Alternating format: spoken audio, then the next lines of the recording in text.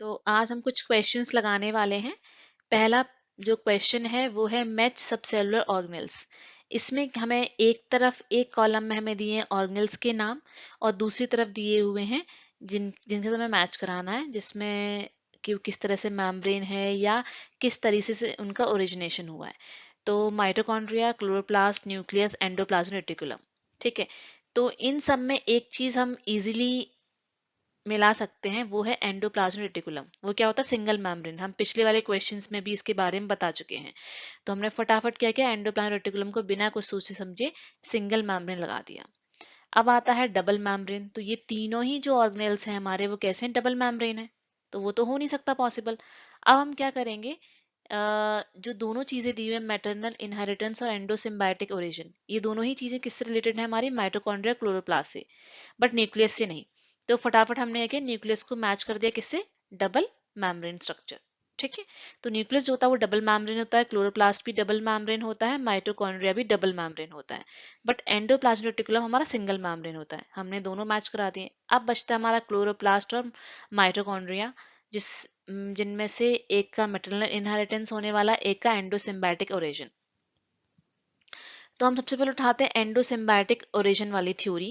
Okay, तो endosymbiotic origin जो है वो हमारा माइटोकॉन्ड्रिया, क्लोरोप्लास्ट दोनों से ही रिलेटेड है। जो कि बोलते हैं कि जो ओरिजिन है माइटोकॉन्ड्रिया और क्लोरोप्लास्ट का, वो एंडोसिम्बायोटिक ओरिजिन के ऊपर बेस्ड है। इसमें क्या हो, थोड़ा थ्योरी बताती हूँ। जो कि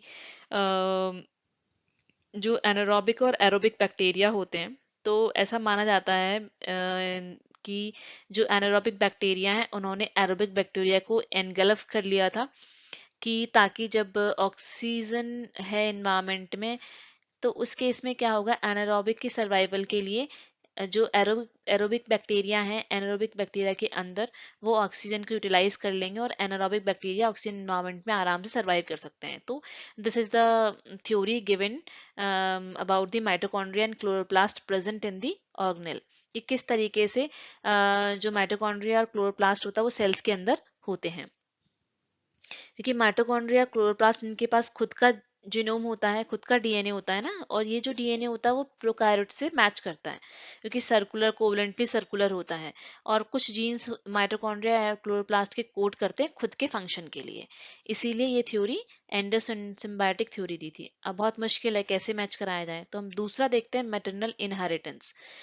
तो माइटोकॉन्ड्रिया जो यूकैरियोट्स की हम बात करते हैं, ये माना जाता है कि जो क्लोरोप्लास्ट है उसमें जो मैटरनल इनहेरिटेंस की थ्योरी है वो सभी प्लांट्स के लिए एप्लीकेबल है, एक्सेप्ट जो एंजियोस्पर्म स्पीशीज हैं उनके लिए।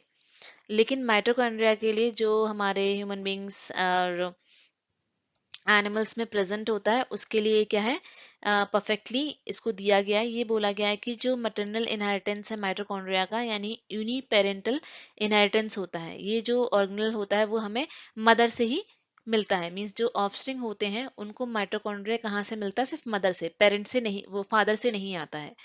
तो मोस्ट जो मैचिंग के लिए क्लियर हो गया है कि माइटोकॉन्ड्रिया मैटरनल इनहेरिटेंस से ही हम मिला सकते हैं। ओके, क्योंकि क्लोरोप्लास्ट को हमें एंडोसिम्बायोटिक ओरिजिन ही देना पड़ेगा। फाइन।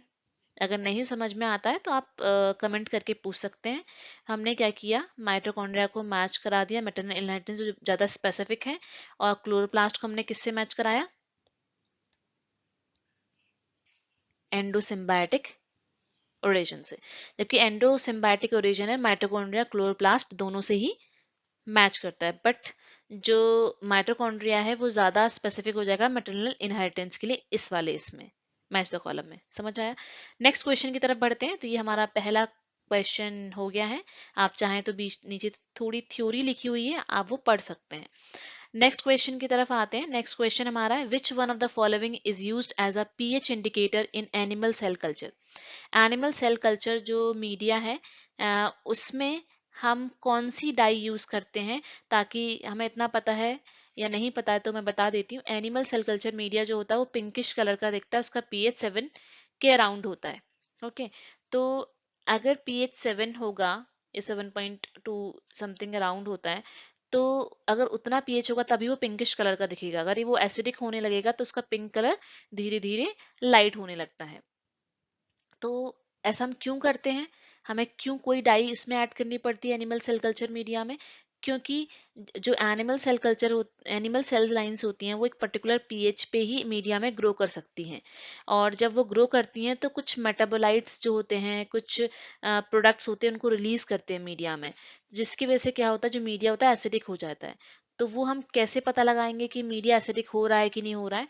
तो उसके लिए मीडिया में पहले से ही, जब मीडिया प्रिपेयर करते हैं एनिमल सेल कल्चर का, उसमें हम एक डाई ऐड कर देते हैं। जब भी एनिमल सेल लाइंस हम एनिमल सेल कल्चर मीडिया में ग्रो कराएंगे और मीडिया जब एसिडिक होने लगेगा, तब ये फिनोल डाई जो होती है, मैंने आंसर ही बोल दिया, एक्चुअली वो फिनॉल रेड डाई होती है जो हम ऐड करते हैं एनिमल सेल कल्चर मीडिया में, वो अपना कलर चेंज करने लगती है एसिडिक पीएच पे, उसका कलर चेंज हो जाता है। तो इसका आंसर होगा यहाँ पे फिनोल रेड। कुमासी ब्लू नहीं हो सकता। कुमासी ब्लू जो डाई होती है वो हम एसडीएस पेज में प्रोटीन के एक्सपेरिमेंट में यूज करते हैं, ब्रोमोफिनॉल ब्यू भी उसी में यूज करते हैं। ठीक है, तो यहाँ पे हमारा क्या हो जाएगा, phenol red. Okay, got it. तो आंसर हुआ हमारा फिनॉल रेड। फिनॉल रेड जो है, अगर एसिडिक पीएच होगा तो उसका कलर चेंज हो जाएगा। तो हम पता लगा लेंगे जो हमारा मीडिया है एनिमल सेल कल्चर वाला, उसको हमें बदलना है, अब दूसरा मीडिया डालना है, नहीं तो हमारी एनिमल सेल लाइंस ग्रो नहीं होंगी और मर जाएंगी। ठीक है, नेक्स्ट क्वेश्चन की तरफ बढ़ते हैं। टेट्रासाइक्लिन इनहिबिट्स दी। ओके, तो टेट्रासाइक्लिन क्या है? टेट्रासाइक्लिन हमारी एक एंटीबायोटिक है। ओके, तो हमें सबसे पहले इसके ऑप्शंस देखते हैं। पहला ऑप्शन क्या दिया है कि interaction between tRNA and mRNA. तो सबसे पहले हमें पता होना चाहिए कि जो टेट्रासाइक्लिन होता है वो हमारा प्रोटीन सिंथेसिस होती है बैक्टीरिया में, उसको इनहिबिट करता है। ठीक है, टेट्रासाइक्लिन हम यूज करते हैं ना को बैक्टीरिया को मारने के लिए। तो हमें ये पता होना चाहिए कौन सी एंटीबायोटिक कहाँ पे जाके मतलब कौन सी जगह पे एक्ट करती है ताकि बैक्टीरिया मर जाता है। तो टेट्रासाइक्लिन जो होता है वो बेसिकली बैक्टीरिया की प्रोटीन सिंथेसिस मशीनरी होती है, उसको रोक देता है, उसको खत्म कर देता है। तो जब वो रोक देगा, प्रोटीन नहीं बनेगी, तो बैक्टीरिया कैसे ग्रो करेगा? लेकिन वो कैसे करता है वो हम इसमें ऑप्शन में हमें फाइंड आउट करना है। Interaction between tRNA and mRNA, दूसरा है translocation of mRNA through ribosome, तीसरा है पेप्टाइडल ट्रांसफरेज एक्टिविटी, चौथा है हमारा option binding of amino acyl tRNA to ribosome. जिसने ट्रांसलेशन पढ़ा होगा तो वो इसका आंसर इजीली कर सकता है कि या नहीं कर सकता, कम से कम इतना समझ सकता कि टीआरएनए क्या होते हैं, एमआरएनए क्या होते हैं, राइबोसोम क्या होते हैं, पेप्टाइडल ट्रांसफरेज एक्टिविटी क्या होती है। फाइन, अगर नहीं है तो मैं इसके लिए एक लेक्चर बनाऊंगी, इसमें पूरा समझाऊंगी ट्रांसलेशन कैसे होता है।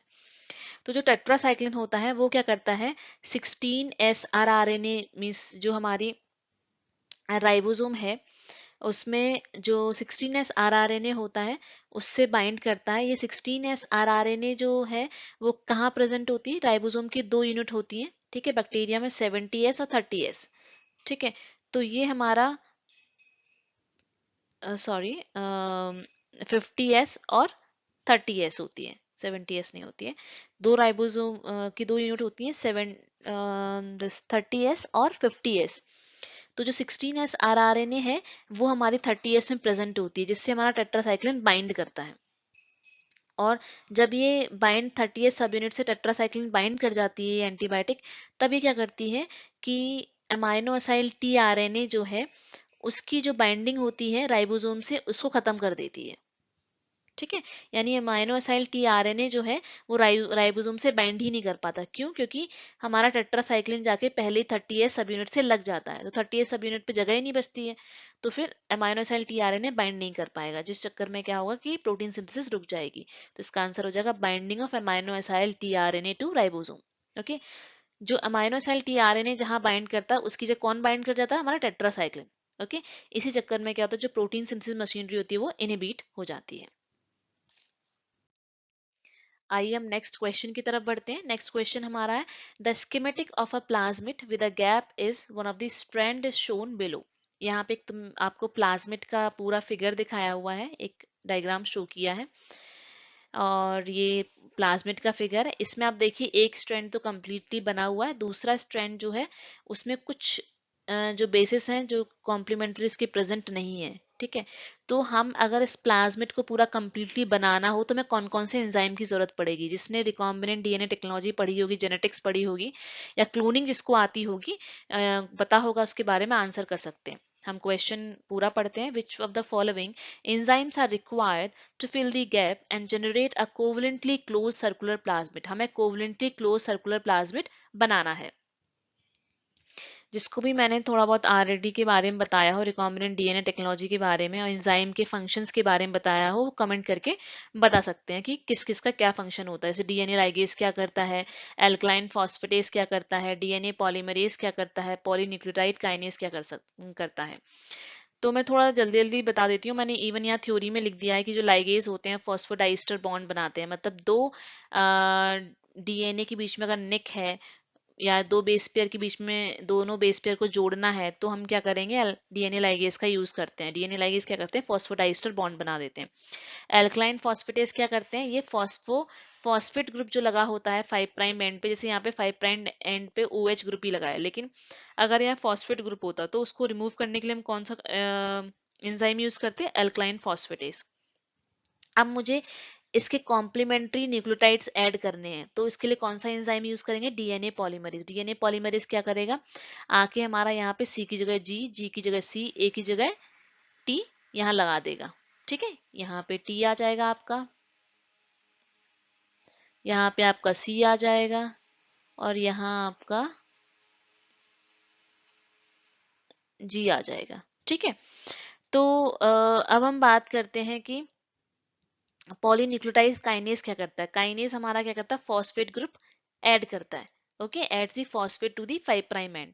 अब यहाँ पर देखिए कि 3 प्राइम पे भी OH ग्रुप है और 5 प्राइम पे भी OH ग्रुप है। जब दोनों जगह OH ग्रुप होते हैं, सबसे पहले तो हमारा कौन सा एंजाइम यूज होगा इसमें, डीएनए पॉलीमरेज। डीएनए पॉलीमरेज आएगा, वो क्या करेगा, सी की जगह जी लगाएगा, जी की जगह सी और टी, ए की जगह टी। पहला काम ये होगा। पहला एंजाइम कौन सा यूज होगा इसमें, डीएनए पॉलीमरेज।